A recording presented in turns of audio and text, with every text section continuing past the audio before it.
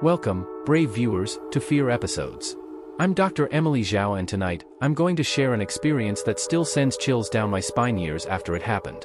Before we begin, make sure you're in a comfortable spot, because this story might just make your heart race as fast as mine did that fateful night.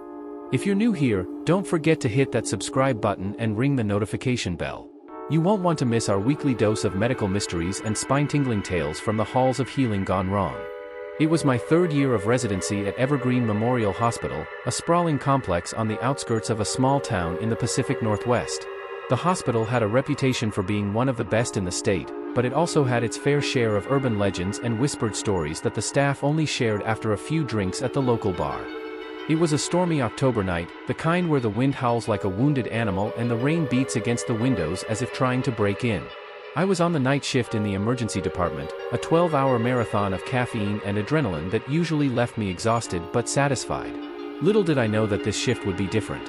This shift would change everything I thought I knew about medicine, about life and death, and about the thin veil that separates our world from something else. But before I dive into the heart of this chilling tale, let me know in the comments if you've ever experienced anything unexplainable in a hospital.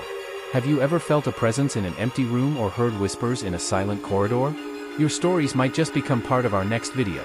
The night started routinely enough. A few minor injuries, a case of food poisoning, the usual parade of late-night emergencies that keep an ER doctor on their toes. It was around 2 a.m. when things took a turn for the bizarre. I was just finishing up with a patient, Mr. Johnson, a kindly old man with a nasty cut on his hand from a late-night woodworking accident, when Sarah, one of our most experienced nurses, burst into the room. Her face was pale, and her usually calm demeanor was shattered. "Sarah, Dr. Zhao," she gasped, "you need to come quickly. It's happening again." I didn't need to ask what it was. We all knew about the incidents in the old wing of the hospital. The unexplained noises, the equipment malfunctions, the patients who swore they saw things that couldn't possibly be there. But it had been months since the last occurrence, and many of us had started to believe, or hope, that whatever had been haunting Evergreen Memorial had finally moved on. We were wrong. I followed Sarah through the winding corridors of the ER, past the busy nurses' station, and towards the elevator bank. As we approached, I could hear the commotion, raised voices, the clatter of equipment, and underneath it all, a sound that made my blood run cold. It was a low, guttural moan that seemed to come from everywhere and nowhere at once. "Sarah, it's coming from the 5th floor," Sarah explained as we stepped into the elevator. The old psychiatric ward. My stomach dropped. The 5th floor had been closed for renovations for months. It should have been empty. As the elevator doors slid open, the moaning grew louder. The fluorescent lights flickered ominously, casting strange shadows along the deserted hallway. Sarah and I exchanged a glance before stepping out. "Hello?" I called out, my voice echoing in the empty space. "Is anyone there?" The moaning stopped abruptly, replaced by an eerie silence that was somehow even more unsettling. We made our way down the hall, our footsteps impossibly loud on the linoleum floor.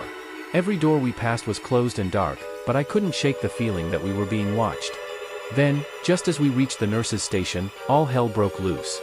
Every door in the hallway slammed open simultaneously, the sound like a thunderclap in the confined space. Sarah screamed, and I'll admit, I let out a yelp of surprise myself. But what came next was even worse. From each room, a figure emerged. They were humanoid in shape, but there was something off about them. Their movements were jerky and unnatural, like marionettes controlled by an unseen hand. And their faces? God, their faces. Where there should have been features, there was only a smooth, blank expanse of skin. "Sarah, Dr. Zhao," Sarah whispered, her voice trembling, "what are they?" I didn't have an answer. My medical training hadn't prepared me for this. Nothing could have prepared me for this. The figures began to advance, moving in perfect unison. The moaning started again, louder now, seeming to come from the very walls around us. "Run!" I shouted, grabbing Sarah's arm and pulling her towards the elevator. But as we turned, we found our escape route blocked. Standing in front of the elevator doors was another figure, taller than the rest. Unlike the others, this one had a face I recognized with a jolt of horror. It was Mr. Johnson, the patient I had just treated in the ER. But his kind, grandfatherly features were twisted into a grotesque mask of malice. His eyes, once a warm brown, now glowed with an unholy red light. "Mr. Johnson, going somewhere, doctor?" he asked, his voice a rasping parody of his earlier gentle tones. "We're going to take a brief pause here, viewers. If you're enjoying this tale of terror, make sure to give this video a thumbs up. It really helps us bring more stories like this to you. And if you have any theories about what's happening in Evergreen Memorial, share them in the comments below. Your idea might just inspire our next story. Now, back to our story. Sarah and I were trapped, caught between the advancing horde of faceless entities and the malevolent presence of the transformed Mr. Johnson. My mind raced, searching for a logical explanation, a way out, anything that could make sense of the nightmare we had stumbled into. "What do you want?" I demanded, trying to keep my voice steady. "Mr. Johnson, we want what we've always wanted, Doctor," he said. "To finish what was started here long ago." Before I could ask what he meant, the figures behind us surged forward. I felt cold, clammy hands grasp at my arms, my legs, my neck. Sarah's scream was cut short as she was engulfed by the mass of bodies. I fought, kicking and clawing, but it was like trying to fight the ocean. For every entity I pushed away, two more took its place. The world began to spin, and darkness crept in at the edges of my vision. The last thing I saw before I lost consciousness was Mr. Johnson's face, those burning red eyes boring into mine, and that impossibly wide grin. I came to gradually, the steady beep of a heart monitor pulling me back to awareness. For a moment, I thought it had all been a terrible dream. But as my eyes focused, I realized I was in one of our ICU rooms.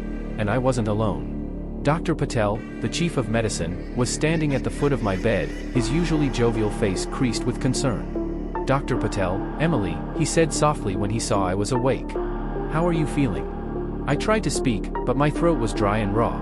Dr. Patel helped me sip some water before I managed to croak out, "What happened?" He sighed, running a hand through his salt and pepper hair. "We were hoping you could tell us. You and Nurse Sarah were found unconscious in the elevator on the ground floor. You've been out for 3 days." My mind reeled. 3 days? And the elevator? But we had been on the 5th floor, surrounded by those things. "Sarah?" I asked, dreading the answer. "Dr. Patel, she's all right," Dr. Patel assured me. "Shaken up, like you, but physically unharmed." "Emily, what happened up there?" I opened my mouth to tell him everything, the moaning, the faceless figures, Mr. Johnson's transformation. But as I tried to form the words, a wave of nausea and dizziness washed over me. The details seemed to slip through my fingers like sand. "I don't know," I finally admitted, my voice barely a whisper. "I don't know. To this day, I'm not sure what happened that night. Was it a shared hallucination? Some kind of mass hysteria?